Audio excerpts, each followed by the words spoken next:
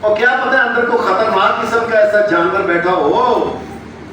اس لیے سب سے پہلے مسلمان کو چاہیے کہ وہ اس کو پکڑ کے اس کو توڑے، اس کی گٹھلی نکالے، اندر دیکھے تو صاف ہے، تو پھر بسم اللہ الرحمن الرحیم پڑھ کے مومن جو ہے وہ روزہ کھولے اور اس کے بعد وہ پانی پیے، دودھ پیے، شربت پیے، چائے پیے، جو کچھ مرضی.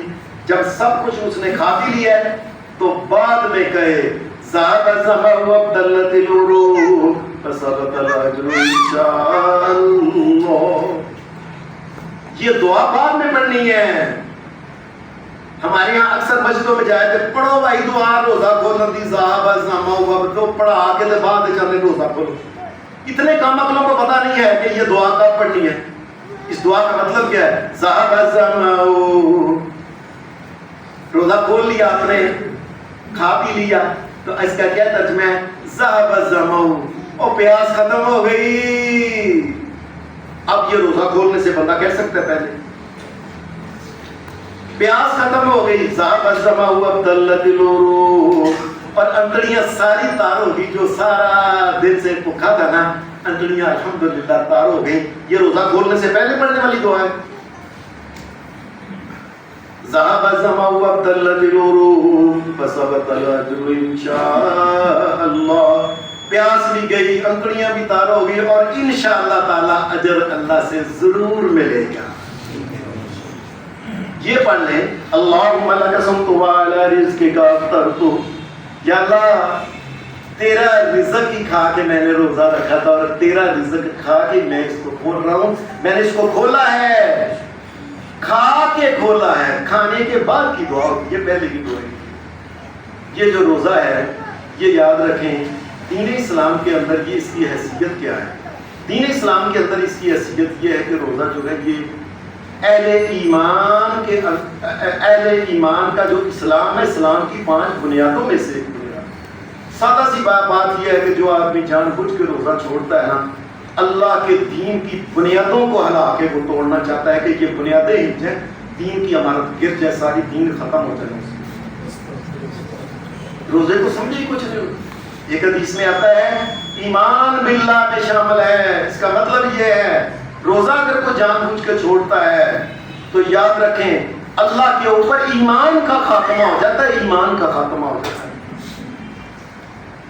اور قرآن مجید نے یہ بات کہی ہے یا ایھا الناس اعبدوا ربکم الذی خلقکم والذین من قبلکم لعلکم تتقون. مومنو اللہ کی عبادت کرو، یہ اللہ کی عبادت ہے. ماہ رمضان کے روزے رکھنے یاد رکھنا، اور بعد میں بھی کوئی روزے رکھنا، روزہ کی عبادت ہے. اس کا مطلب یہ ہے کہ یہ اللہ کی عبادت نہیں کرنا چاہتا جو جان بوجھ کے روزے چھوڑتا ہے.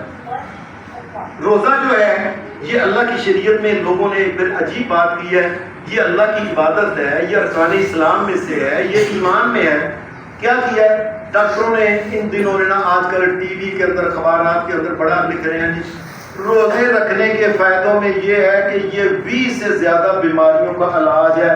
یہ شوگر کا علاج ہے، بلڈ پریشر کا علاج ہے، یہ یورک ایسڈ کا علاج ہے، دل کی بال کھولتا ہے. یہ پڑھتے ہیں اور کئی مسلمان کہتے ہیں اچھا اتنا فائدہ ہے، میں بھی ہوں تو میں روزہ نہیں چھٹ رہا کیونکہ اتنے فائدے بڑے ہیں. روزہ اللہ کے لیے رکھنا ہے، اور روزہ جو ہے اس کا کوئی فائدہ بھی بظاہر نظر نہ آئے، یہ اللہ کے لیے رکھنا. خدا نہ خواستہ روزے کی وجہ سے اگر کسی کو بیماری بھی لگ جائے، روزہ اللہ کے لیے ہے. اس کا یہ کوئی مطلب نہیں ہے کہ لو جی وہ جی روزے کے بڑے فائدے ہیں اس لیے میں نے روزہ رکھا. یہ شیطان کی چال ہے کہ مسلمان کے روزوں کو ختم کیا جائے. اللہ کے لیے روزے رہے نا، اور جو اللہ کے لیے نہ ہو قیامت کے دن اس کا ثواب بھی اللہ پھر عطا نہیں کرے.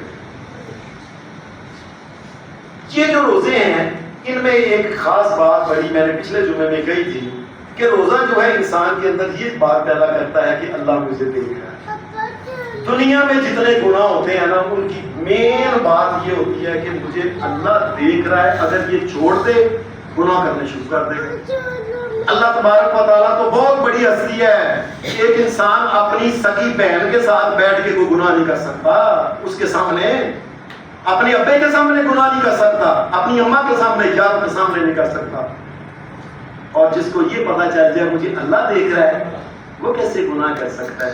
یہ چیز شریعت جو ہے اس کے اندر پیدا کرنا چاہتی ہے.